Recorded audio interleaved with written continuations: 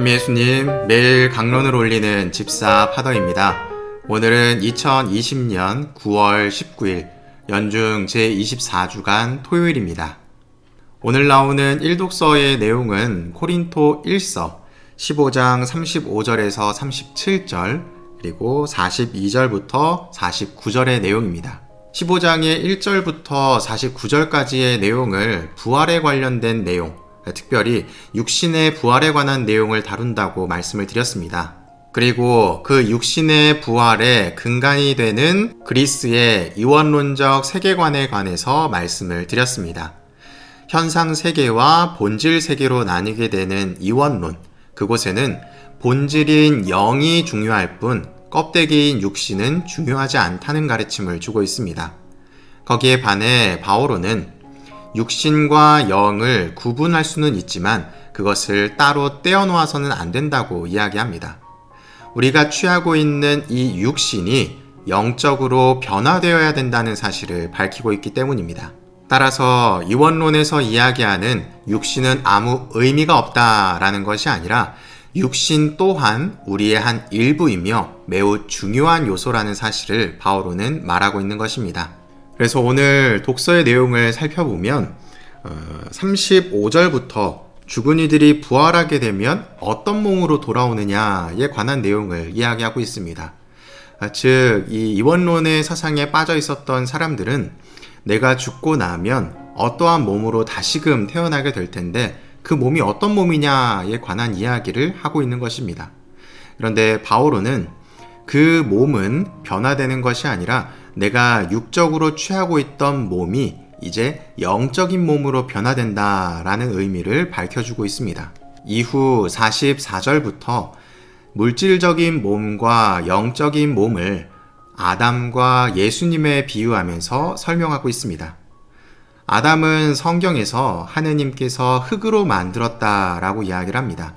그리고 예수님은 하느님께서 자신의 아들을 세상에 보내셨다라고 이야기를 합니다. 결국은 물질인 아담과 영적인 존재인 예수님을 통해서 부활이라고 하는 것의 의미를 정립해 주는 것입니다. 우리는 아담과 같이 흙에서 난 존재들입니다. 물질적인 존재들이죠. 하지만 그리스도를 통해서 우리는 다시 태어나게 됩니다. 그래서 우리는 성경에서 하늘로부터 태어나니 영으로부터 태어나니 라는 표현을 볼 수 있습니다.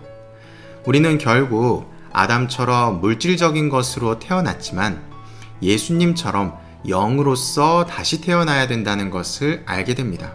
따라서 흙에서 태어난 물질적 인간에서 그리스도를 통해서 영적으로 태어나는 존재가 되어야 됨을 오늘 일독서는 밝히고 있는 것입니다. 오늘 복음 내용을 보면 루카복음 8장 4절에서 15절의 내용이 나오고 있습니다. 전반적인 내용은 여러분들이 너무나도 잘 알고 계시는 이 씨 뿌리는 사람의 비유입니다.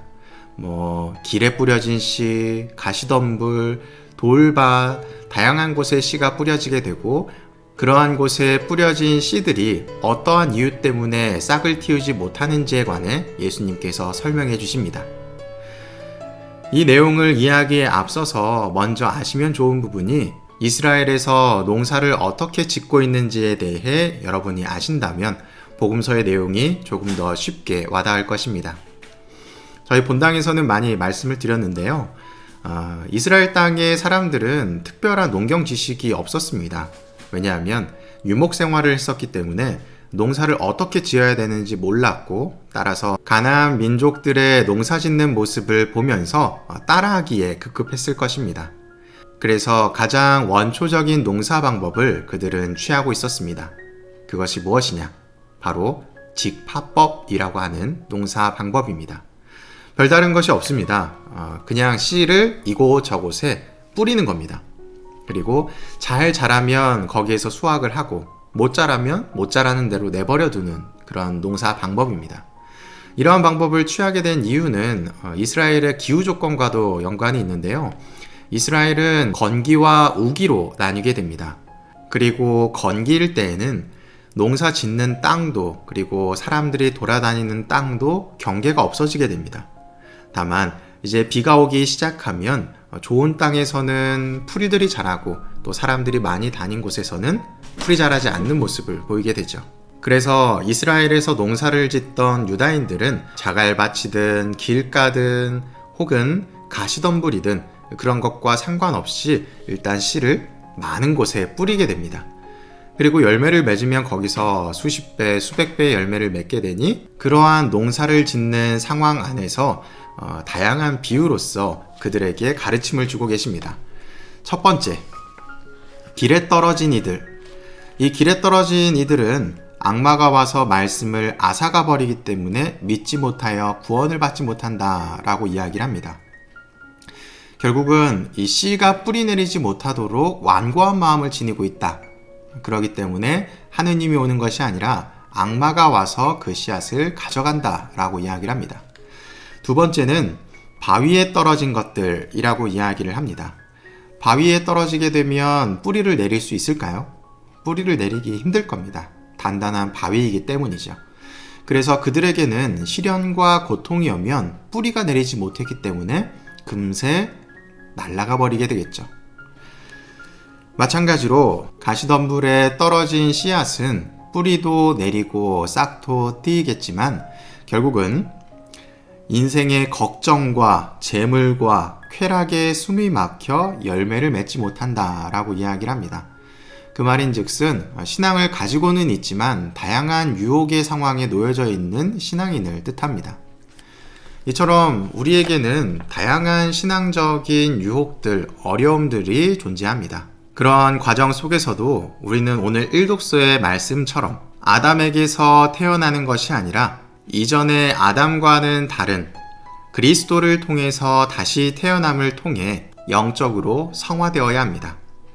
그것이 바로 오늘 복음에서 좋은 땅에 뿌려진 사람들에 해당하지 않을까 생각됩니다. 우리가 지금 처해 있는 상황이 좋은 땅이 아니더라도 길, 바위, 가시덤불의 상황에 놓여있다 하더라도 좌절하지 않으셔도 됩니다. 왜냐하면 나의 상태가 길이라면 다시금 개간을 하면 되고, 바위가 놓여져 있다면 바위를 치우면 되고, 가시덤불이 나의 땅을 방해하고 있다면 가시덤불도 잘라버리면 됩니다. 그것을 통해서 좋은 땅으로 변화되기만 한다면 우리에게 뿌려진 이 씨는 뿌리를 내려 좋은 열매를 맺게 될 것입니다. 우리 모두 하느님 안에서, 그리스도 안에서 영적인 존재로 성화될 수 있도록 오늘 하루 기쁘게 보내도록 합시다. 사랑합니다.